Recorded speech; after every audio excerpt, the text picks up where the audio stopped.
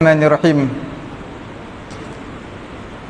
Assalamualaikum warahmatullahi ta'ala wabarakatuh. Alhamdulillahi rabbil alamin. Wassalatu wassalamu ala rasulina Muhammadin wa ala alihi wa sahbihi ajma'in. Allahumma aghnina bil ilmi wa zayyinna bil hilmi wa akrimna bit taqwa wa jammilna bil afiyati ya arhamar rahimin. Rabbi shrah li sadri wa yassir li amri wahlul 'uqdatam min lisani yafqahu qawli. Rabbi yassir wa la tu'assir wa tammim bil khair wa bika nasta'in wa la hawla wa la quwwata illa billahil aliyyil azim. Nawaitul i'tikaf fi hadzal masjid sunnatan lillahi ta'ala. Alhamdulillah yang saya hormati Tuan Imam, Tuan Bilal, barisan AJK Masjid Al-Akram, dan juga tuan-tuan, puan-puan muslimin, muslimat yang dirahmati Allah Subhanahu wa taala. Pada malam ni insya-Allah kita lihat beberapa hadis mengenai dengan akhir Syaban. Kita berada pada akhir Syaban dan di sana ada mengenai dengan puasa di akhir Syaban. Kita lihat dalam Sahih Al-Bukhari dan juga Muslim daripada Imran bin Husain. Nabi SAW pernah berkata kepada seorang lelaki, "Hal sumta min sarari hadha syahri syai'an?" Ada tak kamu berpuasa hujung bulan ini? Ada tak kamu berpuasa? Lelaki tersebut menyatakan tidak. Dia tak puasa. Fa idza aftarta fasum yaumain. Apabila kamu tak berpuasa, maka hendaklah kamu ganti puasa kamu 2 hari. Dalam riwayat Imam Bukhari menyatakan maksud hujung bulan ini adalah bulan Ramadan. Walaupun di sana ada yang menyatakan hujung bulan ini adalah bulan Syaban dalam satu riwayat yang lain.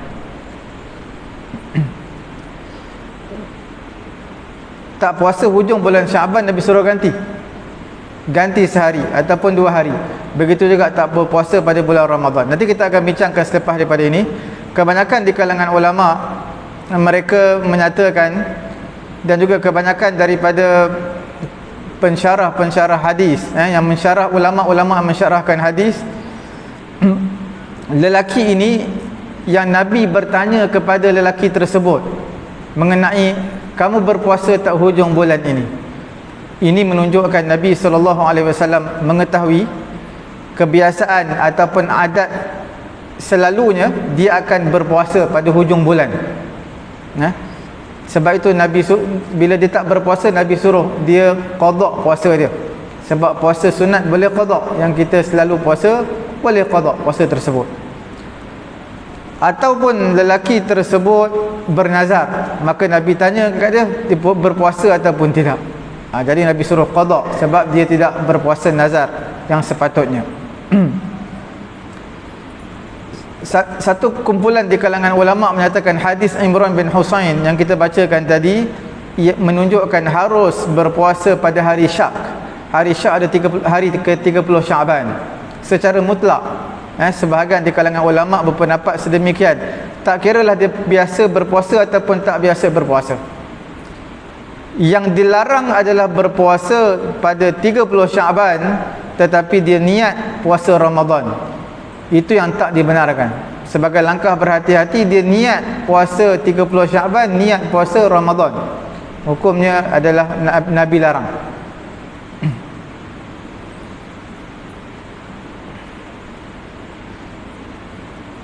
Dalam mazhab Syafi'i, dalam satu riwayat ada menyebutkan illa an yuwafiqa dzalika sauman kana yasumuhu ahadukum, melainkan kalau nak puasa hujung Syaban, 30 Syaban, hari yang biasa kita berpuasa. Kalau hari Khamis selalu puasa sunat, secara kebetulan 30 Syaban hari Khamis, maka itu dibenarkan berpuasa. Tapi dengan syarat bukan niat Ramadan. Niat Ramadan tidak dibenarkan sama sekali. Cuma menjadi kemusykilan hadis ini ke atas perkara ini, iaitu hadis Abu Hurairah radhiyallahu taala anhu mengenai larangan Nabi untuk dahulukan puasa 1 hari ataupun 2 hari sebelum Ramadan. Mana 29 ataupun 30 Syaban Nabi larang untuk berpuasa dalam hadis riwayat Abu Hurairah. Melainkan orang yang biasa berpuasa pada hari tersebut, maka dibenarkan untuk dia berpuasa. Majoriti di kalangan ulama mereka menyatakan Nabi melarang. Larangan tersebut adalah larangan awalkan Ramadan. Ramadan tak start lagi, tapi dia berpuasa awal sehari dua hari sebagai langkah berhati-hati. Ini tidak dibenarkan. Ulama Syafi'i dalam memilih perkara yang sama dalam mentafsirkan hadis ini, ditarjihkan hadis Abu Hurairah yang Nabi larang untuk awalkan puasa sehari dua hari sebelum Ramadan, iaitu 29 ataupun 30 Syaban. Hadis Abu Hurairah ini ditarjihkan ke atas hadis Imran bin Husain. Hadis Imran bin Husain tadi tak apa jelas. Imran bin Husain, iaitu pada akhir bulan ini. Bulan ini tu tak apa jelas bulan apa. Kemudian Nabi tanya kepada dia, berpuasa ke tak hujung bulan ni? Maka dia kata tak puasa. Nabi suruh dia ganti puasa, qada puasa dua hari. Tak apa jelas, tapi hadis Abu Hurairah ni jelas dan menunjukkan akhir bulan tersebut adalah bulan Syaban. Jadi hadis Abu Hurairah ini adalah larangan umum kepada umat manusia, dan dia juga adalah sebagai pensyariatan umum kepada keseluruhan umat. Maka hendaklah diamalkan hadis tersebut, hadis Abu Hurairah, iaitu Nabi larang berpuasa 29 dan juga 30 Syaban.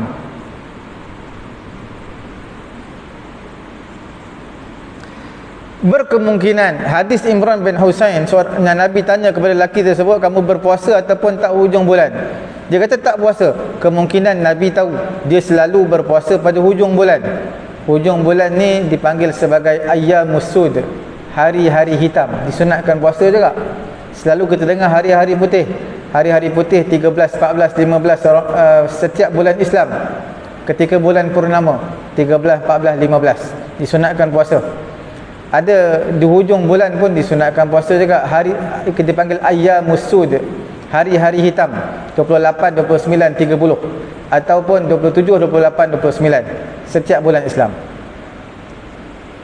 Nabi suruh dia qada puasa sebab Nabi mengetahui dia ini orang yang selalu puasa sunat di hujung bulan.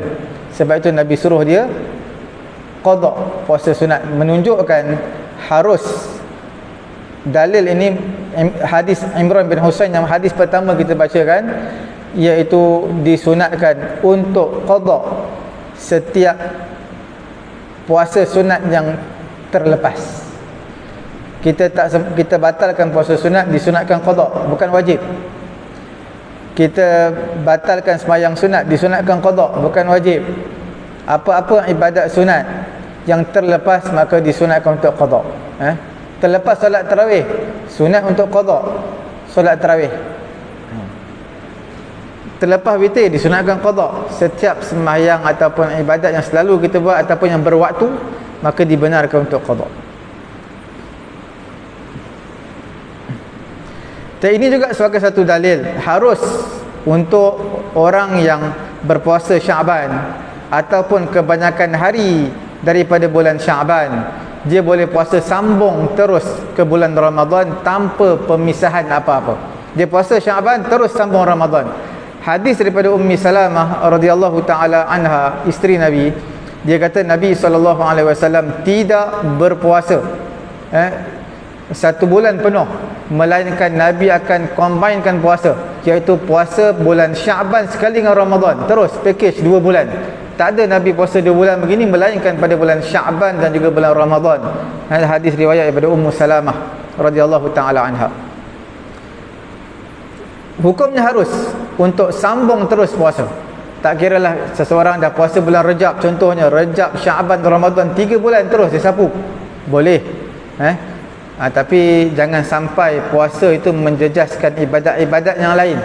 Mana dia nak puasa punya pasal Rejab, Syaban, Ramadan, sembahyang jemaah pun tak, apa pun tak, duha pun tak nak buat, witir pun tak buat, penat sangat. Itu yang kita tak nak. Kalau dia boleh jaga, maka silakan berpuasa. Puasa di akhir Syaban ini, kita berada pada akhir-akhir Syaban, ada 3 situasi. Situasi yang pertama, seseorang berpuasa niat Ramadan sebagai langkah berhati-hati takut Ramadan tu awal. Ini yang Nabi larang. Sesungguhnya sebahagian di kalangan sahabat mereka melakukan perkara ni. Mereka puasa Ramadan awal sehari ataupun 2 hari pada akhir bulan Syaban sebagai langkah berhati-hati, tapi perkara ini, larangan ini tak sampai kepada mereka sahabat Nabi. Sebab tu mereka buat. Siapa yang sampai hadis ni kepada mereka, mereka tak buat. Situasi yang kedua, an yusama bi niyatin nazar au qada' an Ramadan au an kafarah, iaitu puasa niat nazar ataupun qada' Ramadan yang lepas tak sempat qada', ataupun puasa kafarah. Majoriti di kalangan ulama membenarkan perkara ini, walaupun sebahagian di kalangan mereka ada yang menyatakan makruh, tapi yang menyatakan makruh ni tak kuat. Semua mengharuskan tanpa makruh. Situasi yang ketiga adalah puasa dengan niat tatawwu' al-mutlaq, niat puasa mutlak, puasa sunat biasa. Bila niat puasa sunat biasa di akhir Syaban sebelum masuk Ramadan, di kalangan ulama ada yang memakruhkan perkara ini. Sebab apa? Amara bil fasli baina Syaban wa Ramadan bil fitri. Dia kata kena pisahkanlah Syaban dengan Ramadan, mesti ada pisah. Sama juga kita puasa Ramadan, nak puasa Syawal kena ada pemisahan dia. Satu Syawal tak boleh puasa. Jadi Syaban dan Ramadan, sebahagian di kalangan ulama mereka memakruhkan, walaupun mengharuskan, tapi dalam mengharuskan tersebut mereka tak suka, makna makruh.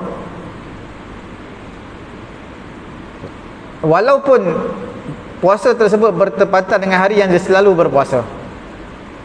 Cuma ulama Syafi'i dan juga Imam Ahmad bin Hanbal dan selain daripada mereka buat perbezaan.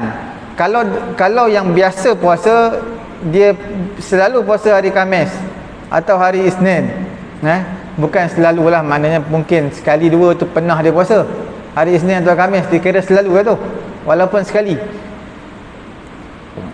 Secara kebetulan 30 Syaban hari Isnin, dia pula biasa puasa hari Isnin sebelum ni, maka dibenarkan untuk dia berpuasa. Kalau tak, tidak dibenarkan. Itu dalam mazhab Syafi'i, Imam Ahmad bin Hanbal juga, dan juga Imam Al-Auza'i. Dan ada sebahagian di kalangan ulama termasuk mazhab Syafi'i kita larang masuk saja pertengahan Syaban. Idzan tasafa min Syaban fala tasumu.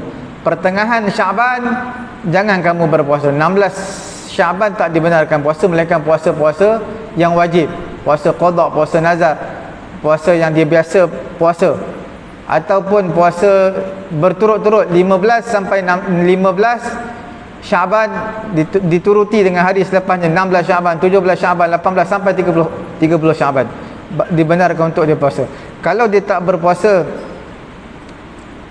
17 Syaban, 15 puasa, 16 puasa, 17 puasa, 18 tak puasa, maka 19 Syaban sehingga ke akhir tak dibenarkan puasa. Ini dalam mazhab Syafi'i berdasarkan hadis tadi, walaupun di sana majoriti di kalangan ulama melemahkan hadis tersebut dan mereka tidak mengambil hadis itu sebagai dalil, dan mereka mengambil hadis yang lebih sahih, iaitu Nabi larang untuk diawalkan puasa sehari ataupun 2 hari sebelum masuk bulan Ramadan, iaitu puasa di akhir Syaban.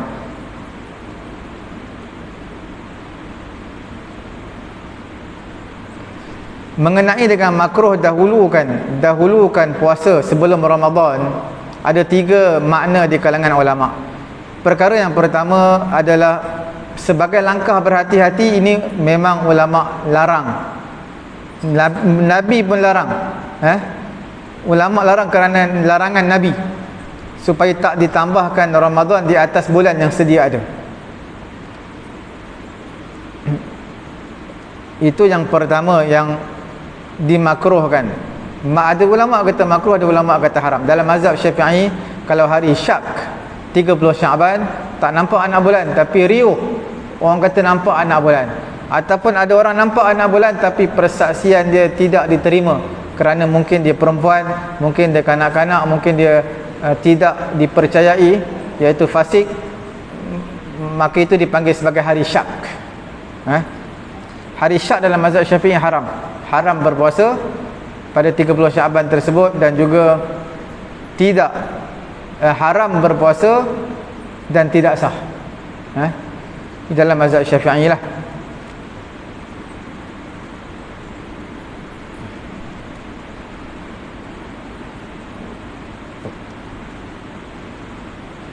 Makna yang kedua, al-faslu baina siyamil fardhi wan nafli, iaitu dipisahkan antara puasa fardu dan puasa sunat. Pemisahan antara fardu dan sunat ni disyariatkan. Sebab itu diharamkan puasa hari raya. 1 Syawal tak boleh puasa sebab dipisahkan. Nabi SAW melarang antu salatun mafruḍatun, disambung. Nabi larang kamu sambung, disambung satu solat fardu dengan solat yang lain, hatta yufsala bainahuma bisalam au kalam, sampai dipisahkan dengan salam ataupun kalam. Bila kita dah beri salam semayang fardu, jangan semayang sunat dulu. Yang terbaik wirid. Kalau dia ada hal, dia boleh semayang sunat. Tapi Nabi kata apa? Hatta yufsala bainahuma bisalamin au kalamin, sehingga dipisahkan antara semayang fardu dengan semayang sunat, sama ada dengan kalam ataupun dengan salam. Kalau kita nak semayang sunat tempat yang sama, maka kita beri dah salam kepada orang sebelah. Assalamualaikum warahmatullahi. Kita bagi tahu ke orang sebelah, kita beri salam kepada dia. Nak menunjukkan kita buat pemisahan antara semayang fardu dan semayang sunat dengan kita beri salam kawan kita di sebelah, sama ada sebelah kanan ataupun sebelah kiri, ataupun kanan dan kiri. Ataupun kita buat perpisahan dengan kalam, bercakap sepatah dua dengan dia, kemudian kita semayang sunat. Yang terbaiknya adalah kita pergi pindah tempat lain semayang. Sebab semayang sunat ini disunatkan jangan semayang tempat semayang fardu, pisah. Kita pernah berada di situ. Khususnya sembahyang solat sunat fajar, iaitu solat sunat qabliyah subuh. Solat sunat qabliyah subuh 2 rakaat, kemudian terus semayang subuh 2 rakaat. Dia tak ada pemisahan. Itu yang selalu berlaku. Disyariatkan dipisahkan antara semayang fardu dan semayang sunat, ataupun sunat dan fardu. Oleh yang demikian disyariatkan solat sunat qabliyah subuh ini disunatkan di rumah, dan juga berbaring seketika selepas daripada solat sunat qabliyah subuh. Itu menjadi satu sunnah lah sebenarnya. Bila mana kita solat sebenarnya solat sunat bukan qabliyah subuh. Apa-apa solat sunat pun, qabliyah dan juga ba'diyah, disunatkan di rumah. Melainkan ada beberapa solat lah yang tak disunatkan di rumah. Solat sunat qabliyah Jumaat tak disunatkan di rumah, sebab Jumaat kita kena datang awal, ataupun rumah dia jauh daripada masjid. Azan tu masa diberi 5 minit je untuk sembahyang sunat, sebab azan dah 5 minit, 5 minit lagi sembahyang sunat. Kalau dia datang mungkin tak sempat nak sembahyang, tak sempat sembahyang sunat di rumah, kena sembahyang sunat di sini, maka tidak mengapa. Dan hukum asalnya afdalu salatil nawafil, iaitu solat sunat yang afdalnya adalah di rumah, illal maktubah, melainkan solat fardu saja di masjid ataupun di surau. Nabi SAW rumah dia tepi masjid, jadi Nabi sembahyang di rumah, sembahyang sunat qabliyah subuh. Lepas Nabi sembahyang sunat qabliyah subuh, Nabi akan mengereng sebelah kanan, berbaring seketika untuk mendapat kekuatan pada waktu pagi. Mana berehat. Kita lepas sembahyang subuh pun boleh kita lelap mata sekejap, tapi jangan berbaring lah, takut batal wudu. Nabi tak apa, kalau dia tertidur pun mata tidur, hati tidak tidur. Kita ni kalau tertidur, tidur terus. Jadi sebab itu kalau tak baring, ngereng sebelah kanan pun tak apa, kita tidur duduk. Itu pun satu sunnah, iaitu selepas qabliyah subuh. Sebab selalunya qabliyah subuh dan juga di antara sembahyang fardu subuh jaraknya panjang, untuk beri peluang lah kepada jemaah. Dalam mazhab Hanafi lagi panjang, lebih setengah jam. Nabi SAW apabila Nabi melihat seorang lelaki sembahyang, sesungguhnya diiqamatkan solat subuh, dia qamatkan solat subuh, dia semayang. Maka Nabi tanya dia, as-subha arba'an, adakah subuh ni 4 rakaat? Selepas semayang lagi. Dia bangun terus, tak buat pemisahan apa-apa di antara semayang fardu dan juga semayang sunat. Nabi SAW dalam musnad apa ini, dalam musnad Imam Ahmad, ada dinyatakan, ifsilu bainaha wa bainal maktubah wa la taj'aluha ka salati zuhur. Pisahkan antara semayang sunat dan semayang fardu. Pisahkan, jangan kamu jadikan dia seperti semayang zuhur. Dalam Sunan Abi Daud, seorang lelaki dia telah semayang bersama Nabi. Bila dia beri salam, dia terus bangun untuk semayang lagi 2 rakaat. Maka Umar ibn al-Khattab terus melompat tepuk bahu lelaki tersebut. Fa akhadha bimankibai. Sama ada dia pegang bahu ataupun dia tarik collar baju ni. Sayyidina Umar dia tarik collar baju lelaki tersebut. Sayyidina Umar kata, ijlis, duduk. Fa innahu lam yahlik ahlul kitab illa annahu lam yakun li salatihim faslun. Sesungguhnya dibinasakan ahlul kitab, orang Yahudi, kerana apa? Kerana tidak ada pemisahan antara solat mereka. Antara satu solat fardu, solat sunat dengan solat fardu tak ada pemisah. Dia kena ada dipisahkan dengan bercakap, dipindah tempat dan sebagainya. Maka Nabi SAW melihat perkara tersebut. Nabi mengangkat pandangan Nabi. Nabi menyatakan, asaballahu bika ya Ibn al-Khattab. Allah Ta'ala membenarkan kamu, wahai Ibn al-Khattab, wahai Umar. Waman allala bihadha, di kalangan ulama yang kata wajib dipisahkan puasa fardu dengan puasa sunat atau puasa sunat dengan puasa fardu, mereka mengambil dengan dalil ini, dalil dari Sunan Abi Daud ini. Dan di kalangan ulama ada yang memakruhkan terus puasa Syaban bersambung dengan Ramadan tanpa pemisahan. Ada sebagai ulama memakruhkan. Diriwayatkan daripada Ibnu Umar, dia berkata, law sumtu dahra kullah la aftartu alladhi bainahuma. Kalaulah aku puasa setahun keseluruhannya, pasti aku akan berbuka di antara keduanya. Mana di antara puasa fardu dan puasa sunat. Ibnu Umar menyatakan perkara tersebut. Tapi diriwayatkan hadis yang marfu' yang tidak sahih. Hadis daripada Ibnu Umar tersebut. Hadis tersebut marfu' tapi tidak sahih. Majoriti di kalangan ulama menyatakan harus berpuasa pada akhir Syaban sekiranya bertepatan dengan hari yang dia selalu berpuasa. Itu makna yang kedua. Apa makna yang kedua? Iaitu dipisahkan antara puasa fardu, puasa sunat. Yang pertama adalah puasa Ramadan. Niat puasa Ramadan pada akhir Syaban. Itu ulama ada sebahagian makruh, ada menyatakan haram. Perkara yang ketiga, makna yang ketiga, iaitu untuk diperintahkan, untuk dipisahkan puasa Syaban dengan Ramadan ini untuk mendapat kekuatan untuk berpuasa pada bulan Ramadan. Kerana seseorang yang sambung puasa terus bulan Syaban terus Ramadan, kadang-kadang sambung puasa ini boleh melemahkan puasa fardu dia.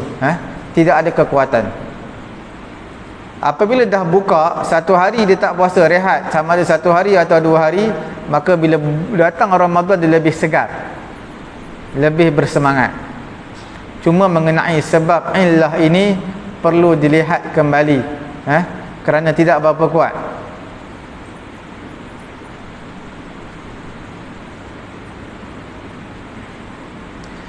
Sebahagian orang-orang jahil, mereka menyangka sebelum Ramadan ini kita rebut makan sepuas-puasnya, kita pulun sepuas-puasnya untuk memuaskan kehendak nafsu kita. Sebab kita tak boleh makan dah selepas ini bulan Ramadan. Sarapan pagi tak boleh, makan tengah hari pun tak boleh. Kita pulun habis-habisan. Ini adalah i'tiqad ataupun cara pembawakan orang-orang jahil. Kerana itu mereka selalu menyatakan hari-hari dipanggil ayyamut tawdi', hari-hari ditinggalkan makanan, dinamakan sebagai tanhis. perkara ini satu kesalahan yang besar dalam Islam sebenarnya. Wa man kanat hadhihi haluhu fal bahaim aqalu minhu. Kalaulah keadaan dia seperti ini, maka haiwan lebih berakal daripada dia. Allah Subhanahu wa taala menyatakan walaqad zara'na li jahannama katsiran minal jinni wal ins lahum qulubun la yafqahuna biha. Sesungguhnya Allah Taala penuhkan neraka jahanam ni kebanyakan di kalangan manusia dan juga jin. Bagi mereka ada hati tapi mereka tak faham. Mereka tak fikir. Kebanyakan di kalangan mereka tidak suka untuk berpuasa pada bulan Ramadan. Bila datang bulan Ramadan, mereka dah gelisah, risau sebab tak boleh makan 30 hari, 29 hari tak boleh makan. Mereka dah gelisah. Ini adalah orang-orang yang jahil, yang mana mereka tak suka kehadiran bulan Ramadan.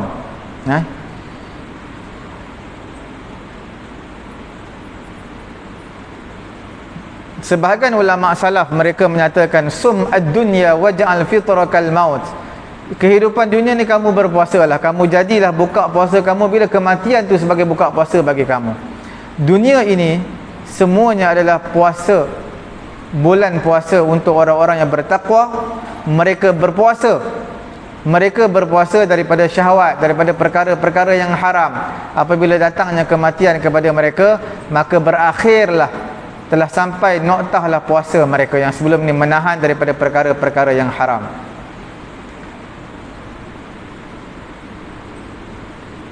Dalam hadis marfu' Ibnu Abi Dunya menyatakan lau ya'lamul ibad ma fi Ramadan latamannat ummati an yakuna Ramadan as-sanata kullaha. Kalaulah hamba ini mengetahui apa yang ada dalam bulan Ramadan, apa yang ada dalam bulan Ramadan, pasti umat aku akan bercita-cita alangkah baiknya Ramadan ni satu tahun penuh.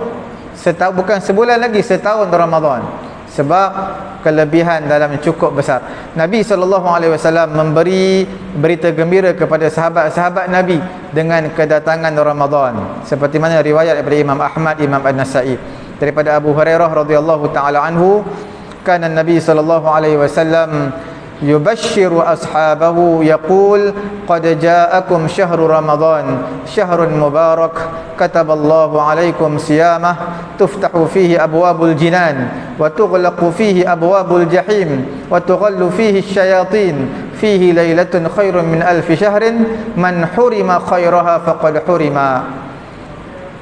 Daripada Abu Hurairah radhiyallahu taala anhu, Nabi SAW memberi berita gembira kepada sahabat Nabi, sesungguhnya telah datang kepada kamu bulan Ramadan, iaitu syahrun mubarak, bulan yang diberkati. Allah Subhanahu wa taala fardukan puasa kepada kamu pada bulan tersebut.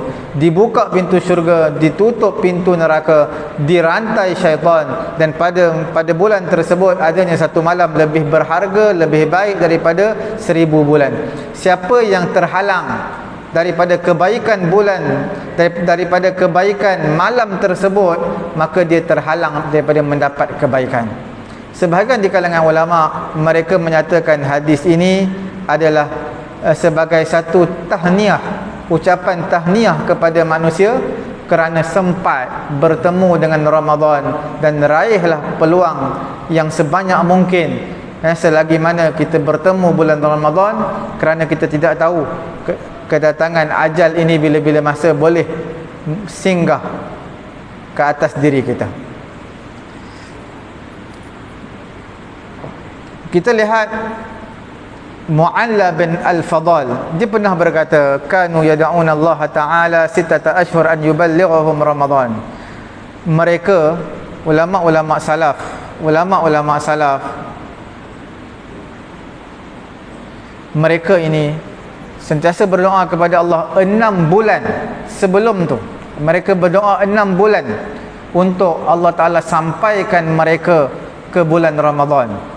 Kemudian mereka berdoa 6 bulan yang berikutnya supaya diterima puasa mereka. 6 bulan berdoa, wahai Allah, sampaikanlah kami ke bulan Ramadan. 6 bulan selepas puasa pula berdoa, wahai Allah, terimalah ibadat kami ini, ya Allah, terimalah ibadat puasa kami. Yahya bin Abi Katsir daripada doa ulama-ulama salaf, Allahumma sallimni ila Ramadan wa sallim li Ramadan wa tasallamhu minni mutaqabbala. Ya Allah, berilah keselamatan kami kepada kami untuk sampai ke bulan Ramadan. Wa sallim li Ramadan, dan berilah keselamatan kepada diri kami untuk dalam bulan Ramadan. Wa tasallamhu minni mutaqabbala, dan kamu terimalah amalan kami ini dalam bulan Ramadan.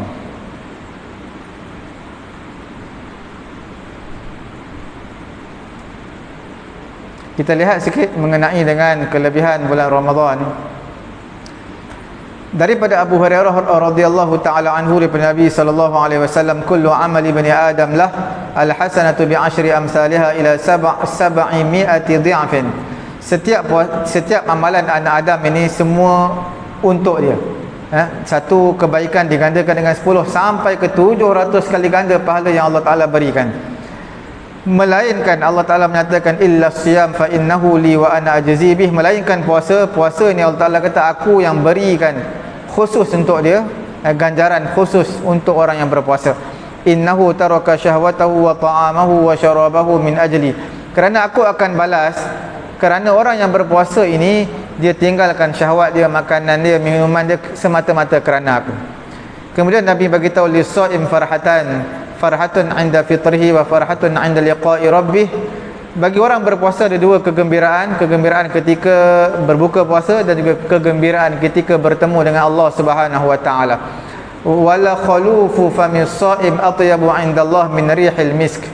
Bau mulut orang yang berpuasa ini lebih baik di sisi Allah, lebih harum di sisi Allah berbanding bau kasturi. Tapi tuan-tuan kena faham, ada ulama kata bau mulut ini di akhirat nanti, bukan di kehidupan dunia. Tapi untuk pengetahuan lah tuan-tuan puan-puan muslimin muslimat dirahmati Allah Subhanahu wa taala, memang majoriti di kalangan ulama dalam mazhab Syafi'i sendiri pun bersugi gosok gigi selepas daripada zuhur ini, selepas gelincir matahari makruh. Tapi Imam Nawawi tidak memakruhkan perkara ini, dan Yusuf Al-Qaradawi juga tidak memakruhkan perkara ini. Bahkan dia mendatangkan satu hadis, iaitu Nabi bersugi setiap keadaan, tak kira berpuasa ataupun tidak, membersihkan mulut, sebab Islam sukakan kebersihan. Jadi tuan-tuan bila berpuasa, tuan-tuan kena tahulah, kita akan bercakap, bersembang dengan manusia yang lain, dan bercakap dengan orang. Kalau kita bertadarus, kita akan baca Quran. Tadarus ni bukan duduk 3-4 hasta depan kita, kadang-kadang duduk sebelah kita. Bila kita tak gosok gigi, tak bersihkan mulut, orang tak selesa dengan bau mulut kita. Kadang-kadang tambah-tambah semayang fardu ni, duduk sebelah dia tak gosok gigi pula. Sebab apa? Sebab bulan Ramadan makruh. Tapi orang tu tak boleh nak habis Fatihah sebab bau mulut orang sebelah kuat sangat. Ini semua kita perlu raikan. Islam sukakan kebersihan, Islam sukakan kebersihan dan juga perkara-perkara yang baik. Jadi bila kita contohnya ada meeting ataupun nak belajar Quran atau nak tadarus Quran, nak semayang berjemaah, maka bersihkanlah mulut terlebih dahulu. Sebab Imam Nawawi mengatakan tidak makruh, tidak dinafikanlah. Memang ulama-ulama lain menyatakan makruh.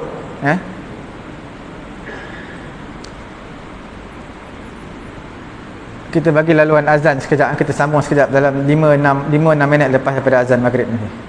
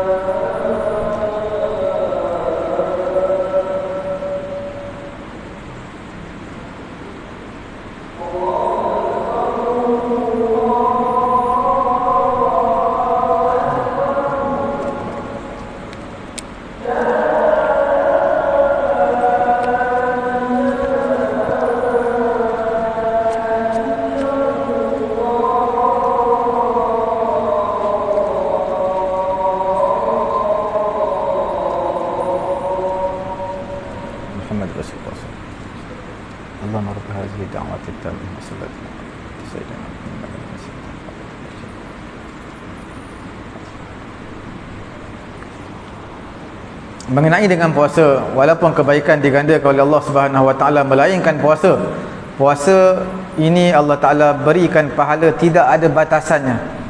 Kalau kebaikan, satu kebaikan digandakan dengan 10 sampai ke 700, mungkin puasa 1000 ataupun 10,000 pahala ataupun lebih, ataupun tak ada batasan berapa banyak Allah Taala nak berikan kepada kita.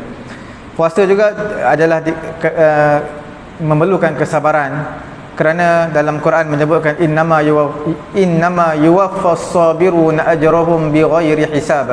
Disempurnakan orang-orang yang sabar ganjaran mereka tanpa hisab. Bila orang berpuasa tanpa ada batasan had berapa banyak pahala dia dapat, orang yang sabar pun begitu juga, ganjaran dia tak ada, tanpa hisab, tak ada batasan. Oleh yang demikian, datang dalam hadis Nabi Nabi menamakan bulan Ramadan sebagai bulan kesabaran. Dalam hadis yang lain Nabi menyatakan as-saumu nisfus sabri, puasa itu separuh daripada kesabaran, riwayat hadis Imam Tirmizi. Dan sabar ini, untuk pengetahuan tuan-tuan, ada 3 jenis. Satu, sabar terhadap perintah Allah, taat kepada Allah. Satu lagi, sabar dalam perkara-perkara yang Allah Ta'ala haramkan. Dan perkara yang ketiga, sabar di atas ketentuan qada dan qadar Allah Ta'ala yang menimpa diri kita. Semua ini tiga-tiga adalah memerlukan kesabaran.